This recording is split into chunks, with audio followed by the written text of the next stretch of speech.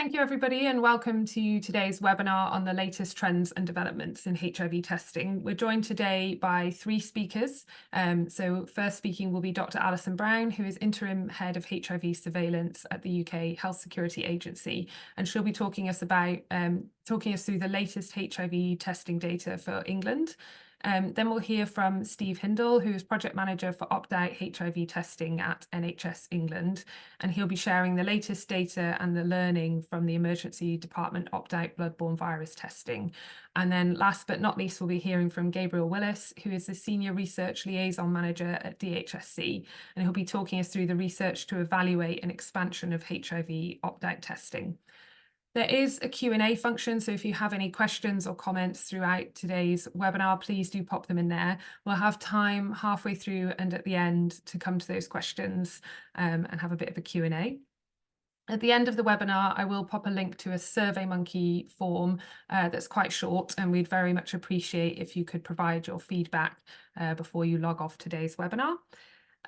We will be recording the session and sharing slides afterwards via the HIV Prevention England website. And also, if you're interested in future events or future webinars, you can sign up to the HIV Prevention England newsletter at our website as well. So if you're happy to start, Alison, I'll hand over to you and I will just share my screen for your slides. Thanks very much, Nicola.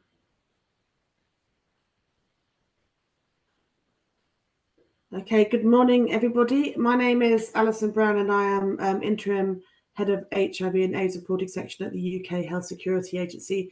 And I've been asked today to talk to you about the latest data on HIV testing we have for England. Next slide, please.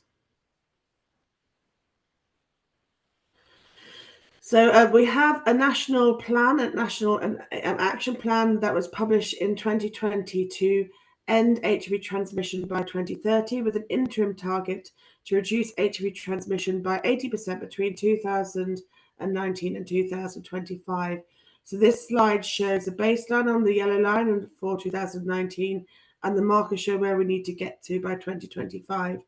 We have seen over the course of the last 5 years or so, it's a steady decline in HIV diagnoses, first made in England, but that has plateaued. And that actually masks a diversity between different groups.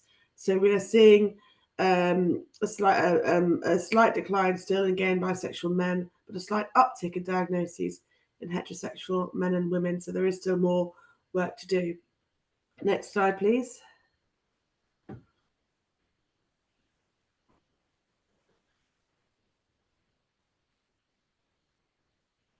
Thanks very much. So the graph on the left shows the number of new HIV diagnoses first made in England. In the dark blue line at the top, you can see diagnoses in gay and bisexual men. So following a steep decline into 2020, that has since plateaued. And but this masks a continuing decline in white, gay and bisexual men, but a slight increase in gay and bisexual men from ethnic minority groups. And we can see also that we see an increase in diagnoses in heterosexual men and heterosexual women. But of course, it's very difficult to interpret diagnosis in terms of transmission without understanding the testing patterns that go on behind that. But for gay and bisexual men, we also model estimated incidence per year using a CD4 back calculation model. And what this does is it looks at the distribution of CD4 counts at the point of diagnosis and uses that to estimate when each person likely acquired HIV so that we can estimate how many new infections there were each year. And you can see also this is suggesting a plateauing in gay and bisexual men. Next slide, please. So coming on to HIV testing. So the first reason why we want to encourage HIV testing is to prevent early morbidity, early mortality. Next slide, please. And for most people living with HIV, you expect to live a long and healthy life with only one pill a day. But unfortunately, we're still seeing deaths that could have been prevented through earlier testing and diagnosis. If you are diagnosed late, that is, if you have a CD4 count under 350 when you're diagnosed, that means you have a fivefold risk of death within a year of diagnosis compared to people who are diagnosed promptly. And you can see here that the likelihood that you'll die within a year of diagnosis increases with age, as you might expect, and amongst people who inject drugs in particular, but also a slight increase in men as well, and also in areas outside of London. So the first reason why we want to improve testing is, of course, to prevent these deaths that need not occur. Next slide, please. And the way to do this is to prevent late HIV diagnosis. So this graph here shows the number and proportion of people who are diagnosed late each year. And you can see in the columns the number of people who are diagnosed late, and this has been increasing slightly over the last 3 years or so, as we've seen a slight rise in heterosexual men and women in particular. If you look at the middle part of the graph, you can see there has been a slight increase in women in particular. And then the proportion of people who are diagnosed late is lower in gay and bisexual men compared to heterosexual men and women. But there are some differences between ethnic group exposure, and also if you're living outside of London, you're more likely to be diagnosed late compared to people who are living inside of London. Next slide, please. And then the other reason that we encourage HIV testing is because it's the main pathway into preventing HIV. So there's no bad reason to test. This diagram here shows that if you have an HIV test and you are HIV negative, you look at the left-hand side of this graph, that means you have the opportunity to be assessed whether you might be suitable for PrEP, which is very effective at preventing onward transmission. If you test positive, you can very quickly be linked to care, put on treatment, have a suppressed viral load, keeping you healthy, but it also means because of U equals U, it's not possible to pass the virus on. So HIV is the cornerstone for HIV prevention because it is the route in, either in terms of access to PrEP and other healthcare interventions, but also if people test positive, it's the access way to treatment. Next slide, please. Okay, and this is our estimate of how many people are living with an undiagnosed HIV infection. So whilst it's it's great news that we are reducing HIV transmission and reducing the number of people with undiagnosed infection, it makes HIV testing more challenging because there are much fewer people that we need to find to diagnose. So we estimated in 2022 that there were approximately 4,500 people living with an undiagnosed HIV infection.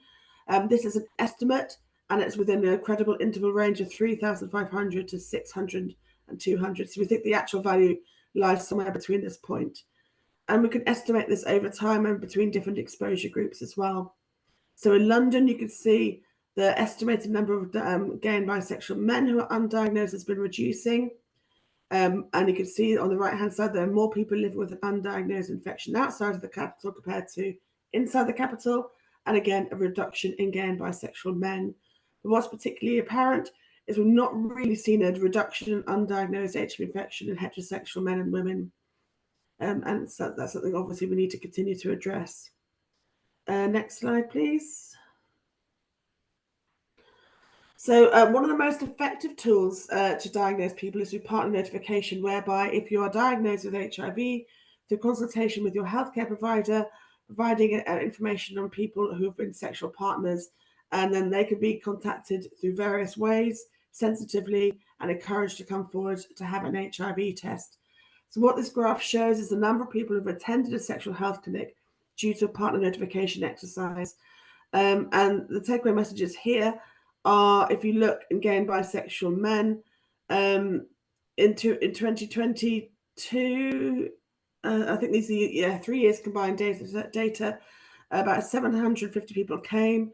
The light blue shows people who came to a sexual health clinic but decided not to have a test. The royal blue shows the number of people who had a test, and the dark blue at the bottom shows the positivity. And there's two takeaway messages here. First of all, is looking at the positivity rate, which is extremely high at about 1%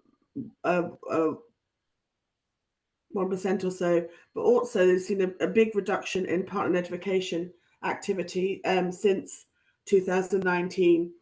It's very time consuming, but it is a very effective way of getting people who are at greatest risk of having HIV to come forward for having an HIV test. Next slide, please.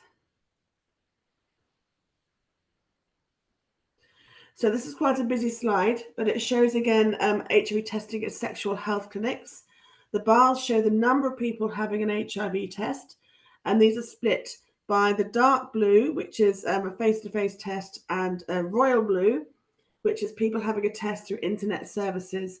And you can see here, for again bisexual men on the left, there is a slight reduction in the number of people having a test in 2020 due to COVID, but that has recovered, and number of men testing is now greater than before the COVID pandemic. And that's both the case for London and also outside London. For heterosexual men and women, it's a different story. You can see that there was a bigger reduction in the number of people having a test during 2020, and that has not yet recovered to pre-COVID levels. So there's still a lot of work to do. That's particularly the case for heterosexual men here. If you look at the little orange circles, that relates to the second y-axis, and that shows the positivity, a number of proportion of people who are testing positive. Again, bisexual men, despite more people testing, because there's more people testing, the positivity rate is falling, which again suggests a reduction in incidence in this population. But for heterosexual men and women, you can see there's not really been a decline in the positivity rate, and that's despite the numbers falling. So we do think transmission is continuing in this group. Next slide, please. And then this graph here shows missed opportunities for HIV testing. So this graph shows all people who are eligible for an HIV test attending a sexual health clinic. If you look at the bar on the left-hand side, you can see that overall of people who are eligible for an HIV test, almost 50% had a test. This slide hasn't been updated. I'm sorry, this is last year's data, but the trends are still very similar. About 25% were not offered a test, and then about 5 to 10% who were offered a test declined a test. And what you can see here is that women in particular are much less likely to have a test, and much more likely to not be offered a test, and more likely to decline a test as well. And what's particularly concerning about that is if you look at Black African women compared to non-Black African women, you can see the much higher positivity rate here. There's little circle, and that shows in Black African women in particular, we really are having missed opportunities for diagnosis, in whom the positivity rate is much higher, but we're still seeing a very high rates of women either not being offered a test or declining tests. And it's our priority this year to unpack this a little bit more, looking at some of the predictors for that, and perhaps doing some qualitative interviews with healthcare providers and the women themselves to think about some of the decision-making processes, so we can start to think about what we could do to address this. Next slide, please. And then, okay, so this is, sorry, this is my fault. So that was last year's slide. This is the slide again, but using 2022 data. But you can see here, the same thing still applies. Black African women, and women in particular, are less likely to accept and be offered a test. Next slide, please. And this slide here shows the proportion of gay and bisexual men who are having an HIV test. So if you are a gay and bisexual men and you have new and casual partners, it's recommended you have an HIV test up to 4 times a year, every 3 months. And this is like a cascade of testing for gay and bisexual men. So in 2021, about 40% of gay and bisexual men who had an HIV test tested at least once in the previous year. And about 2% of gay and bisexual men who had tested 4 or more times in the previous year. Obviously, we don't know the denominator of how many gay and bisexual men are having new and casual partners consistently throughout the year. So it's very hard to know what the numbers should be. But you can see there has been a slight reduction over time. The next slide, please. Okay, and here are some data on testing in other settings. So first of all, in the financial year 2021 to 2022, The uptake of antenatal HIV testing in antenatal settings is extremely high, with 99.8% of pregnant women having an HIV test. The positivity rate remained low at 0.92, and the uptake of antenatal tests meet the UNAIDS targets.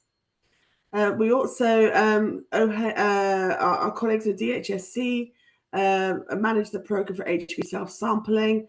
In 2022, there were nearly 46,000 tests with a positivity rate of 0.6%. In our survey of HIV tested community settings, 16,000 people had the test with a positivity rate of 0.5%. Through blood donation, 1.8 million people provided blood donations in 2022, and the positivity rate was extremely low at 0.5 per 100,000 people. Amongst people who test positive for TB, 97% of people also tested for HIV, but unfortunately we don't have available the positivity rate for that. And then through our sentinel surveillance of bloodborne viruses, we're able to see, this is not a comprehensive data, but it represents a good proportion of laboratories across England. There were at least 120,000 people having an HIV test, and the positivity rate was quite high at 0.4%. And then outpatient care, there were about 250,000 people with a positivity rate of 0.1%. Next slide, please. I'm not going to talk in great detail about the ED opt-out testing because that's what our Steve and Gabriel are going to be doing afterwards. However, UK security agencies have a role in doing the public health evaluation for the ED opt-out testing. The programmatic data shows that there are nearly 900,000 HIV tests in the first year. And to give an idea of the scale of that, that's similar to the number of tests we do in sexual health clinics. So we're effectively already doubling the amount of HIV testing activity in England just through this enterprise. Due to technical difficulties in linking some of the data, we're only able to analyse about 16 of the 33 sites. And the good news is that there was no variation within the clinics in terms of uptake by ethnic groups, etc. But there was considerable variation in uptake of testing between the sites, with people having slightly different SOPs. Some people manually including the HIV test, and others having it automated. The graph on the left shows a breakdown of the HIV positives that were found, and you can see in blue was the number of people who are known to have HIV and who are also in care. So the vast majority of people who are testing positive are already in care and treated, and everything is fine. And then we see a small proportion of new diagnoses through linking to our HIV reporting system. And then orange is people who are known to have HIV but are not in care. And what we need to do is monitor this sensitively to say, is it sufficient to be able to identify people in this way, of people who are not in care, or do we need to do more to try and encourage people into care through further interventions? One thing we also need to be concerned about is for linkage to care through this route. So nationally for HIV, because mostly HIV clinics are integrated in sexual health services, we have very high rates of linkage to care. So 79% of people nationally are linked to care within 2 weeks and 90% within 30 days. Through the ED testing, the provisional data shows this was 40% within 14 days and 58% in 30 days. So again, we need to keep an eye on this and make sure that we really strengthen this route into care. And the preliminary data also show that 35% of known positives were relinked to care. But the data will improve as we continue to monitor this throughout the rest of the programme. Next slide, please. Okay, so it is important, of course, to do HIV testing, but that's not the only thing we need to do in terms of trying to prevent onward HIV transmission. So whilst we know that over 95% of people who live with HIV are diagnosed, 99% of people who are diagnosed are treated, and 98% of people are treated who are virally suppressed, this doesn't take into account the numbers that sit behind it who haven't met those standards, and it also doesn't take into account people who are not linked to care and people who are not retained in care each year. So we estimate there's about 14,900 people who have transmissible levels of virus. Of these, 4,500 are undiagnosed, about 400 are not linked to care, 650 are not retained in care, 1,600 people are not yet on treatment, and about 2,000 people are on treatment but not yet virally suppressed. And in order to end transmission, we need to reduce the number of people with transmissible levels of virus. So you can see HIV testing is a very important part of it, but equally important is trying to improve retention in care. And you can see in the slides here that we are starting to decrease that proportion of people with transmissible virus. Next slide, please. So we started, so first of all, we have linkage to care, which is extremely high in the UK. So again, we have about 79% of people who are linked to care within a year, and 90% within a month, and 95% within 3 months. And that's very high across groups, regardless of ethnicity, age group, etc. Next slide, please. We're also trying to focus on measuring the number of people who are not retained in care. So the BEVA standards of care show that people with HIV should be seen for care at least once per year. So we measure this by looking at everybody who is seen for care by the end of September 2021, and look at what proportion of people were seen again by the end of 2022. And you can see here that the proportion of people who are lost to care was about 4,700 in 2019, increased during COVID, and has not really quite recovered to previous levels. So we estimate about 7% of people are lost to care each year. Of these, our preliminary analyses show that about half of them were re-engaged in care within a year later. So there's half of people are permanently lost to care. Next slide, please. So in conclusion, about 44% of people were diagnosed with HIV at a late stage of HIV infection. Older people and heterosexual men and people in lower prevalence settings are more likely to be diagnosed late. We've seen an uneven recovery in HIV testing sexual health services, and an increasing number of people are accessing HIV testing online. In gay and bisexual men, this has recovered, and heterosexual men and women has much more work to do to get to pre-COVID levels. Women are the group most likely not to be offered an HIV test and more likely to decline a test. And that's particularly concerning amongst Black African women, in whom the positivity is much higher. The expansion of opt-out bloodborne virus testing in ED settings is very welcome, but we need to make sure we also address the needs of people living in lower prevalence settings, in whom we have a higher risk of being diagnosed late, but there's fewer of them, and improve pathways into HIV care. And then finally, HIV testing alone will not end transmission, so we need to invest in linkage to care, retention in care, and peer support to make sure that people are supported, to make sure to enable people to take the treatment that they need and attain an undetectable viral load. Next slide, please. That might be the last slide. Oh, yeah, that's it. Thank you very much. Thank you very much, Alison. That was very interesting. Does anybody have any questions? Feel free to pop those in the Q&A using the Q&A function. There's none in there at the moment. Just give everyone a minute or two. Or if you think of questions as we move into the next presentation, feel free to pop them in and we'll answer them as we go along, and hopefully have a little bit of time at the end as well.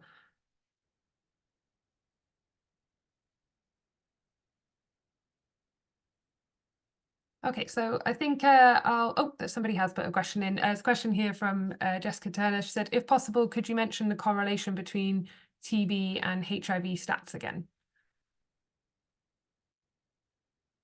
Yes, so according to British infection guidelines, if you are diagnosed with TB, you should also be offered an HIV test. It's one of the HIV indicator conditions. So our colleagues in TB monitored this themselves, and in the last year, 97% of people who were diagnosed with TB also had an HIV test, which is good news because it means uptake is very high. But I'm afraid I don't have data available at the moment on what proportion of those people tested positive. We have matched our data sets before in the past, and to have a look at co-infection with HIV and TB. And what we have found is that if people are treated well with HIV, there's not an excess risk of TB co-infection. But people who have a CD4 count under 350, there is an elevated risk of TB compared to the general population. But people whose HIV is well managed, which is most people, don't have an elevated risk of also having TB. Thank you. And somebody else has asked, how can we increase HIV testing in low prevalence areas? That's a great question. So the first thing I should say is that 66% of people who are diagnosed late are in high prevalence areas. But if you are living with HIV in a low prevalence area, you are more likely to be diagnosed late. So through expanding HIV testing in high prevalence areas, we're affecting 66% of people who are diagnosed late. I don't know is the answer. There are a number of things we could potentially do. We might want to consider the cost effectiveness of expanded ED testing. I think GP testing would be a sensible thing to do as well. But really, there's a lot more we could do to adhere to testing guidelines we already have. There should be at least much more activity in terms of testing for indicated conditions in those settings. But I do think we need to focus on come up with some innovative ideas in low prevalence areas. I don't have the answers. But I think there are some sensible things we could do, such as encouraging GP testing and potentially looking at what would be the cost effectiveness of ED testing in those areas might be. Thank you. And there's a question about ED testing there, but maybe I'll leave that one because we're about to move on to ED testing in the next presentation, so I'm sure that'll be answered. And there's just one more question that says, have new diagnoses continued to increase into 2023? We don't know yet because we don't have the data in yet. We will produce that later this year. Thank you. Great. So if I hand over to you, Steve, the question about ED testing, just to put it on your radar, is ED testing going to be rolled out countrywide, as it is only specific EDs at present, I believe. So I'm sure that will be covered. So I'll hand over to you, Steve. Thank you very much. Thank you so much. And thank you, Alison, for, as always, a really informative picture about what's happening. So let's step back a little bit and explore again the emergency department opt-out bloodborne virus testing history. So this is not a new phenomenon. It's been going from about 2010 in pioneer sites, some of which also tested for hepatitis B and hepatitis C. But a really important landmark was on World AIDS Day in 2021. The Secretary of State committed £20 million over 3 years. And this was aimed at the very high prevalence areas. Now, London took the approach that they would introduce ED testing in all London emergency departments. So that introduced a few that were high prevalence and one that was low prevalence. And all told, that was 34 emergency department sites. Also, that happened at the same time was that we entered into a partnership with the hepatitis C elimination team within NHS England, and we introduced hepatitis B and hepatitis C testing at the same time in a 3 bloodborne virus test. So we're covering off all the EDs in London. We're also covering 3 emergency departments in Manchester, 1 in Salford, 1 in Brighton, and 1 in Blackpool. So to support this, there was a good practice guidance developed that built on the learning from the pioneer sites.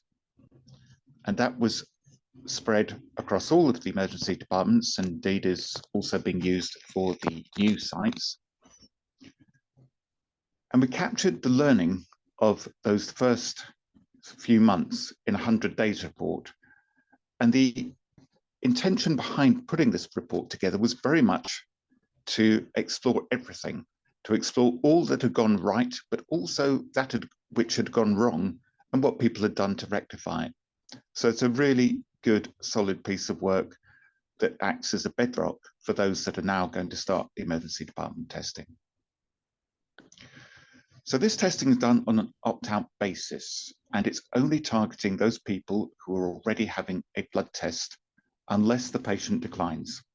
Very few people do decline, and often it's around the fact that they know their status and don't want to have another test.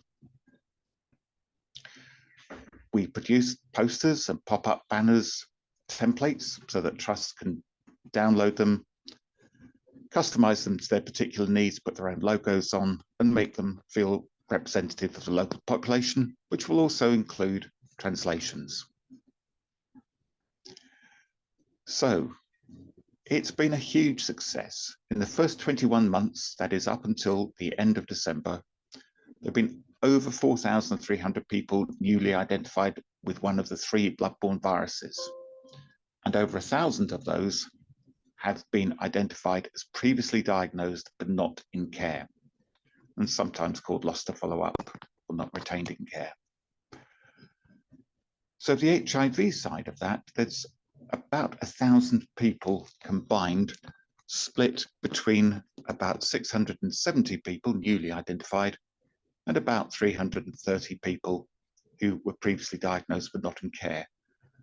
So each has the opportunity to access treatment and to take the treatment in order that they are not able to transmit virus onto another.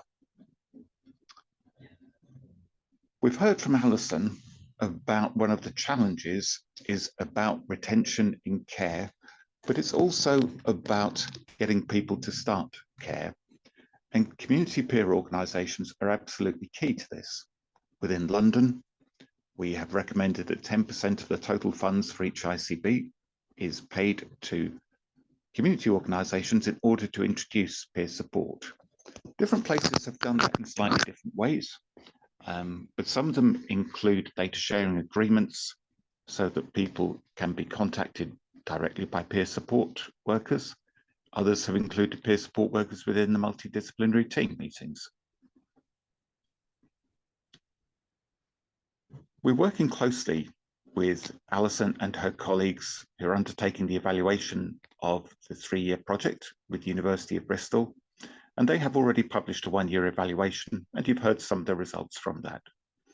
Another part of that evaluation was a kind of more qualitative side of it that looked at the SOPs, the standing operating procedures, and then tried to pull out which ones had done particularly well and made some recommendations to strengthen others. On World AIDS Day, the Secretary of State committed 20 million to an NIHR-funded research project, and we'll hear more about that from Gabriel shortly. Next slide, please.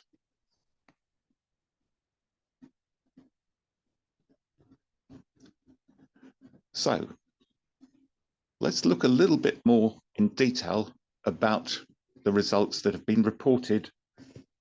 And this is site reporting. So each month, sites report how many tests have been undertaken, and each quarter they tell us about the results of those tests. So what we know is that by the end of December, nearly 1.7 million tests had been undertaken for HIV.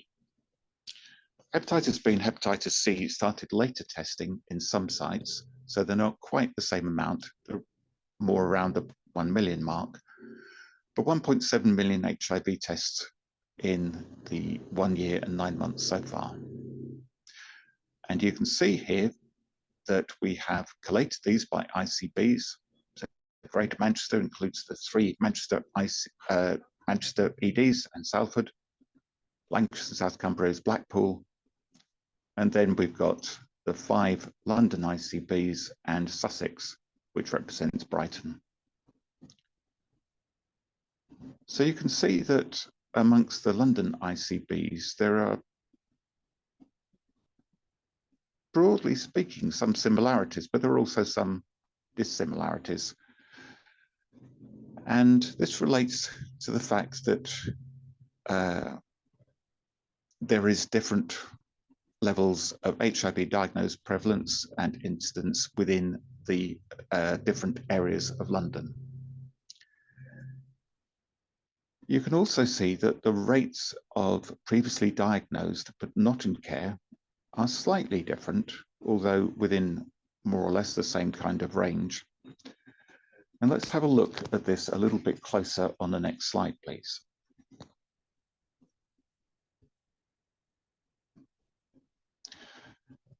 So we've heard from Alison how important it is that people are offered the opportunity to link to care, but also that they are followed up in order to give the maximum possibility that they will be linked to care.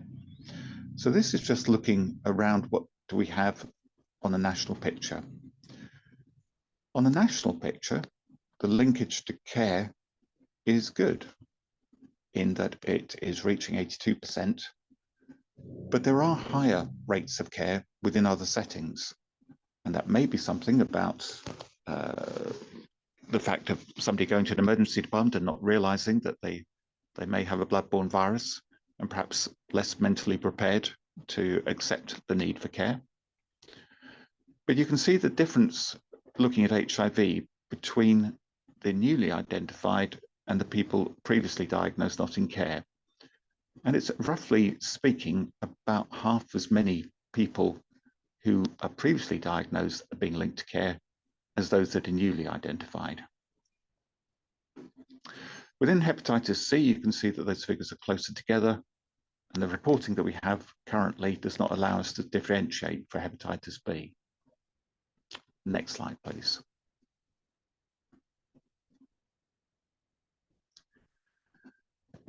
So it goes back to community support.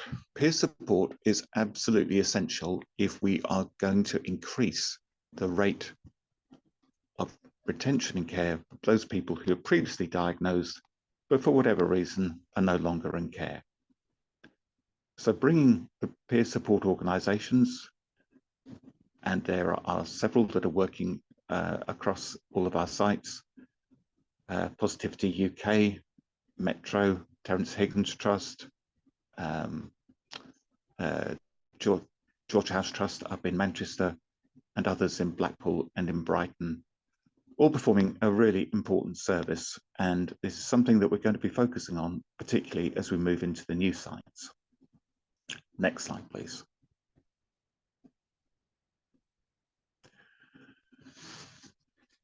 So what do we know so far? Well, there has been a really fantastic implementation in the 34 EDs, very fast. Many sites were up and running within 3 months of the money being funded. And we know that this is highly effective in finding people living with bloodborne viruses, but who are not in care. And those people are difficult for us to find in other ways. We've got a strong reporting system, and we are able to show these figures on the EDBBV dashboard, which is hosted on Future NHS. And anybody with a sensible interest is welcome to look at those figures. What we find particularly useful for that is for trusts to be able to compare themselves against their neighbours. And at ICB level, we're able to track as to how well one trust is doing against the others within the ICB. So some of the challenges have been that it has needed changes to some pathology processes, and different test costs are being charged pretty much in every place. So there isn't a standard tariff for this, and this is something that we're thinking about as we move forward into the next phase. And as you saw, there are very large numbers of people newly identified with Hep B, and that's approaching nearly 4 times the number of people with HIV. And there needs to be careful thought about how services can manage the expansion that is needed, because many people with hepatitis B newly diagnosed are going to have to wait several months in order to be able to get into a clinic. In terms of sharing learning, we have presented both within the UK and internationally. There is very strong interest in Europe. We are leading the way as a country in doing this. Spain is coming a close second, and other countries are very interested. We've held national learn and share events where anybody interested has been able to come to hear, to speak with sites who have implemented, and sites have been willing to share their learning. As I've said, we've already published the 100 Days report, and UKHSA have published a 12-month evaluation, both of which draw out learning. And the future NHS workspace for emergency department bloodborne virus testing now has over 250 users who are able to see a wide variety of resources there. So to go back to the question, is this going to be rolled out further? Gabriel's going to talk to us about the rollout to high incidence areas. At the moment, there is no plan to roll out nationally to everywhere, but certainly we are very, very interested to hear about the research that Gabriel is commissioning, and that may inform any future funding, either to continue the existing sites or indeed to expand it further. Any questions? Brilliant. Thank you so much, Steve. There's one more question that's popped up from Jessica Turner, who says, are there any particularly common themes that come out as to the reasons people who are diagnosed with HIV are no longer in care? This study doesn't pick up, this project doesn't pick up those reasons, because we only look at activity. We don't explore individual patients. But there is research that is part of the evaluation, which will be a qualitative look, and we are very much hoping that there will be opportunities for the researchers to interview people. There are several existing very good papers about this. I think it's the REACH study with Caroline Sabin, who has done a very in-depth look at the reasons that people no longer are in care. And that one would be one that I would really recommend as a starting point for any questions about that. Great, thank you. And then Megan Walsh has raised a hand to talk, so I'm just going to see if I can, let's unmute. Megan, would you like to? If it doesn't work, feel free to pop your question in the Q&A box or your comment.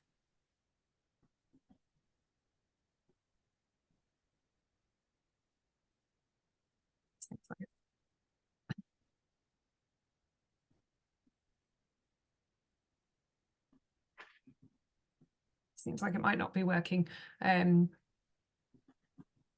But yes, if you want to pop that question in, feel free to pop that in the Q&A. In the meantime, shall we hand it over to Gabriel?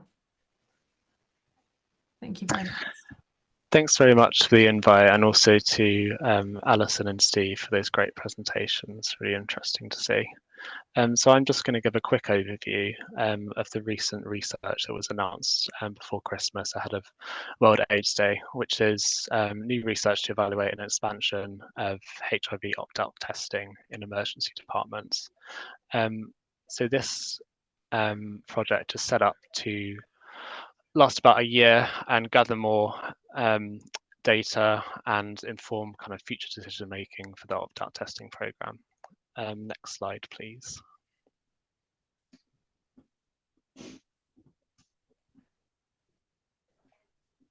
So just have a couple slides at the beginning just to give some background on the NIHR. So for anyone that doesn't know the National Institute of Health and Care Research, it is funded through the Department of Health and Social Care.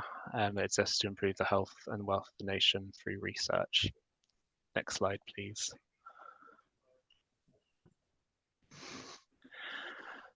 And to do that, we tackle it in a range of different ways, including funding high quality and timely research across various different work streams. Next slide, please. We have a range of kind of infrastructure and different centres that conduct research, and kind of central to this is a scheme called our NHR Health Protection Research Units.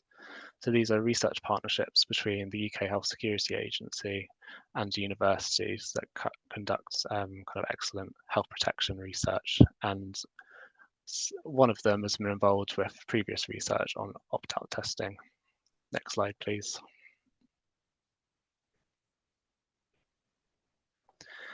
So the new research project to evaluate expansion of opt-out testing will start during the next financial year. So this research project will include funding for the testing and also research around expanding the opt-out testing scheme to 47 new emergency departments in areas where HIV prevalence is termed high. The project is expected to very much build on a recent the recent evaluation that UKHSA have led on that Alison and Steve have mentioned in their presentations. So we want the research to be comparable to the previous work that was done in the extremely high prevalence areas. So we get a really good picture of what's going on, and we can inform decision making for the programme past a year, because this project will last for 1 calendar year.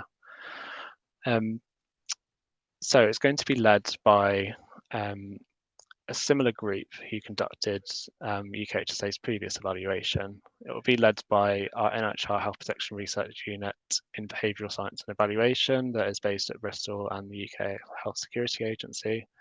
And they'll also be collaborating with Caroline Sabin's group, so the NHR Health Protection Research Unit in bloodborne and sexually transmitted infections. And there's more on the actual remit of the project in the next slide. So at this stage, the research will start in the next financial year, and we're currently teasing out the priorities for the project, and the researchers are developing their proposal prior to contracting. As I've mentioned previously, it'll be fairly similar to UKHSA's previous evaluation, but we have a bit more of a budget, so we're looking at what else we can include in the project this time round.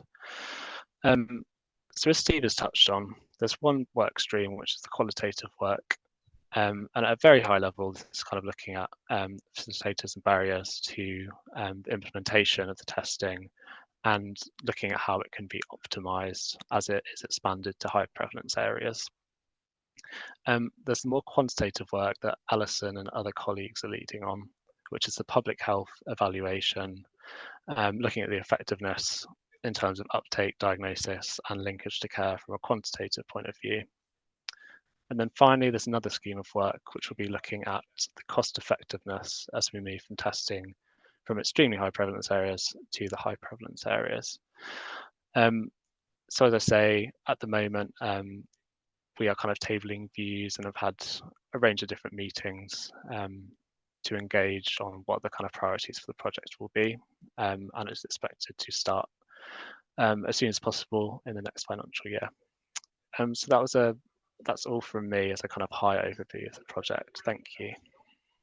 Well, so we'll make the recording available. That will also be on the HIV Prevention England website.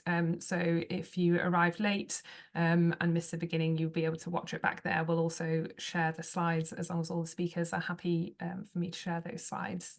And thank you so much, everyone, for attending. And thank you very much to our speakers as well. It was really interesting and really useful update on what's happening with HIV testing. Thank you very much. Thanks very much all. Thank you. Bye. Bye. Bye, everyone.